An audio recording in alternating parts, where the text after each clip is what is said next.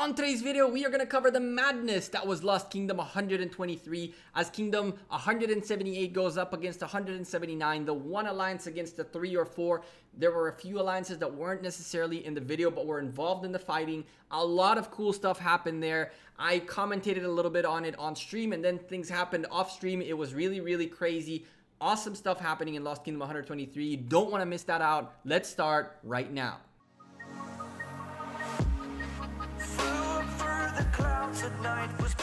Hey there YouTube, welcome back to the Gekko. We were told on stream, come check this out, and then we saw bam, a bunch of people fighting during killing event on the battlefield in a gap between two flags between F2P and RSD. RSD is the big strong alliance from Kingdom 178 who went on to try to take out Kingdom 179. The video consists of fights between MOD, F2P, and some guest appearance from F3P. There are other alliances involved in this war as well that I just didn't necessarily record. But first of all, if you guys like Lost Kingdom content, war content, all that good stuff, make sure you're slapping a like on the video. Let me know that you guys enjoy the content. And if you're new to the channel, hit the subscribe button and turn on the bell so you get a notification every time I upload a new video. Anyway, the war is happening, the fighting is happening. It's a bit laggy because it was on the simulator. This is the current situation in Lost Kingdom. Well, this was the situation in Lost Kingdom 128 when I spectated this. GGO from Kingdom 178 picked up and placed a central fortress right next to that level 5 pass. RSD pretty much choked all the top out of out of existence. Really, they had a bunch of flags there. It seemed like they were poised to take that level 4 pass away from MOD. It was really not looking good for Kingdom 179. On top of that, these guys are fighting in the battlefield instead of getting things done, which seemed really weird to me at the time. Now, when I spectated this, you see that F3P fortress right there in the middle of nowhere. That one is a super important one to remember for later. RSD were just pushing into mod, trying to get rid of their access to the level 4 pass. What they did is they went for the forward flag and they built around to go to the back flag as well.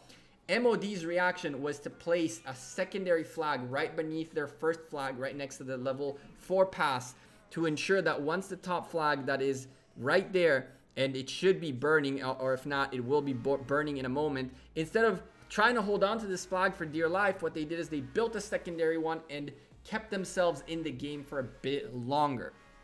Now, when I spectated this, I couldn't have predicted what would come next, and it seems like some people got salty enough to say I don't know what I'm talking about because I commented on something that an hour later everything flipped.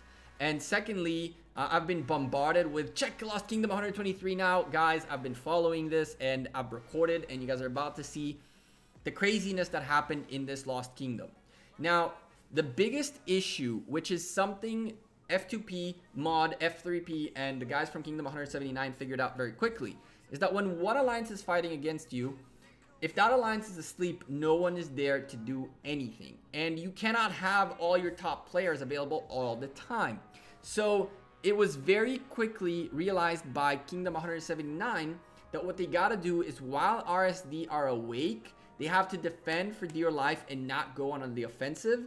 But once RSD are asleep, that's the time to start pounding back. Now, I was showing there are a few places here MOD can hop a flag in case the pass gets taken away. There are a couple of spots where they could potentially hop the wall. But I honestly thought that RSD were going to get this pass, and I was very surprised by people in the chat who were telling me that another flag was coming up right there, and it just did, and it stayed connected to the pass. So even though that top flag was taken away, the bottom one kept things going. Now, as time went by, RSD went to sleep.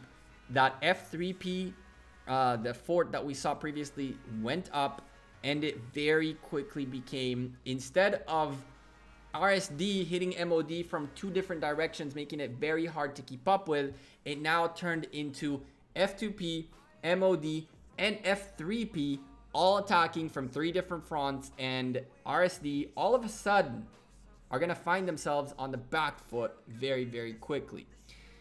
The thing that F3P did the best, honestly, is placing that fortress way up there right next to where RSD were, and RSD did not react to try to take it out. And as a result, F3P are going to be able in a moment to build some flags and catch some of the flags that belong to RSD way in the back. Now, RSD dropped right next to that Herion fortress, so they wouldn't be, the flags wouldn't become inactive, but cutting them out of their level 4 pass would be very, very important, especially because F3P right there will be able to take one of those passes, level 5 passes, away from RSD's control very quickly. Now, GGO from Kingdom 178 had dropped that fortress right there, and I was like, well, that's going to be a very big problem, except for the fact that F2P were already on it. And look at what they did. They put as many marches as they had available all over the place to ensure nobody ports. This is one of the best executions of filling the area with marches I've seen. There are Lohars here, there are marches here. There is no spot for anyone to port. One guy from GGO, two guys from GGO managed to port way early, and then they shielded and couldn't do anything about it. The central Alliance fortress is burning, and the reason it's burning and the way they executed this was super smart. They sent all their marches that are right here to 2 flags away from where this is to stay out of GGO's radar. And then they walked their way without scouting, without hitting anything. They walked their way around the area without turning on the alarms, right?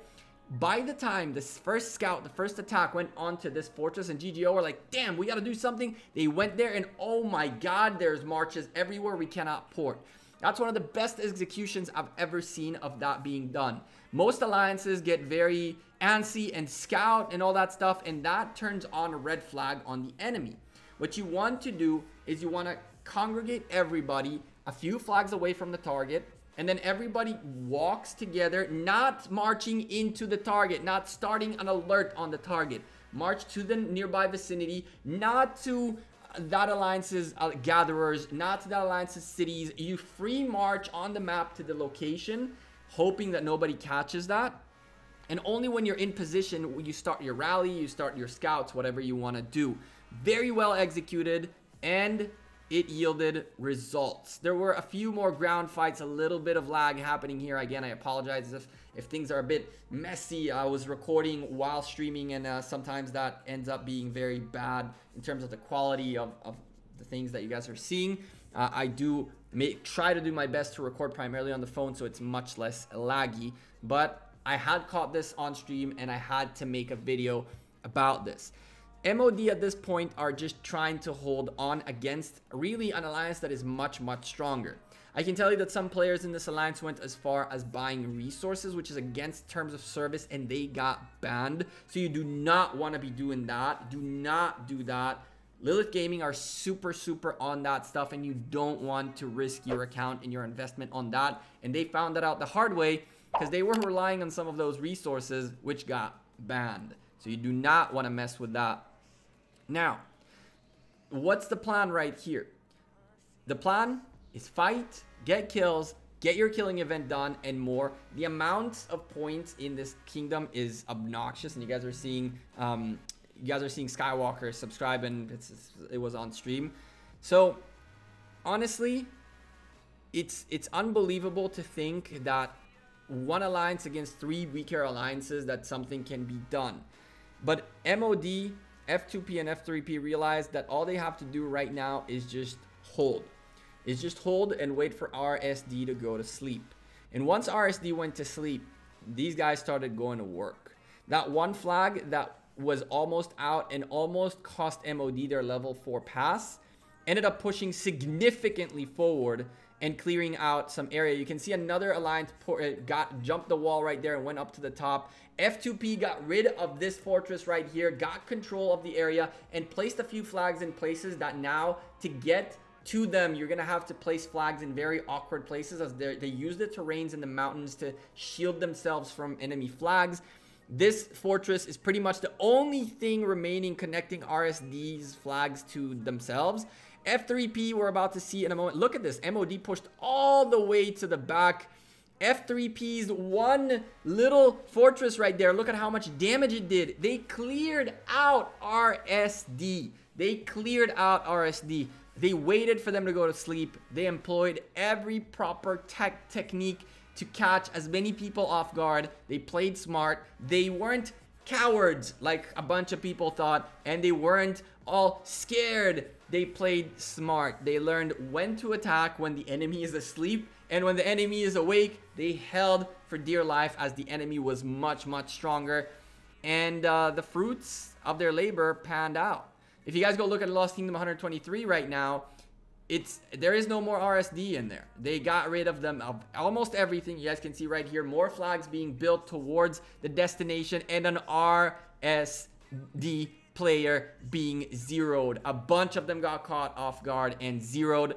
What an amazing job by Kingdom 179 to use their head to figure out these guys are asleep at certain hours, we should hit them then. To persevere even though they had lost a significant amount of territory, which is one of the most important things. The main goal of territory was lost early on, and they almost lost access to their level 4 path. But with endurance, holding strong, and using time wisely, using their brains to play the game, they managed to come back from being behind quite significantly against a much stronger alliance to the point where that alliance has completely given up. That alliance has much more tier 5s. That alliance has much more money. That alliance has much more spenders. But it didn't have the tenacity from Kingdom 179.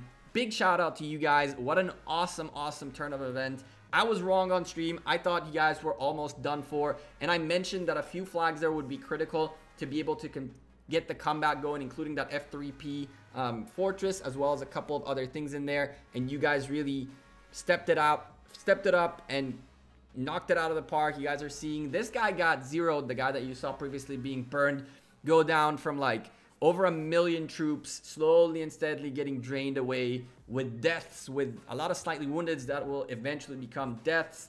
And just this guy didn't stand a chance. I hope he doesn't quit, that he tries to rebuild and play again. Another zeroing happened right here. I don't have the final screenshot, but this guy got murked just as much, and more carnage happening in Kingdom 120, Lost Kingdom 123, as Kingdom 179 successfully pushed back an alliance that was much, much bigger than them. What do you guys think? Leave me a comment down below. Let me know what you think about the methods these guys used. If you see a mistake that they made or something along the way on the video, leave me a comment down below. Of course, Twitter, Facebook, Instagram, Discord, all that good stuff in the description down below as well. I'm the Gekko. I'm out of here. Thank you guys very much for watching this video. Again, if you like it, make sure you smash the like button. I'll see you guys sooner than later. Enjoy your weekend. Take care. Peace.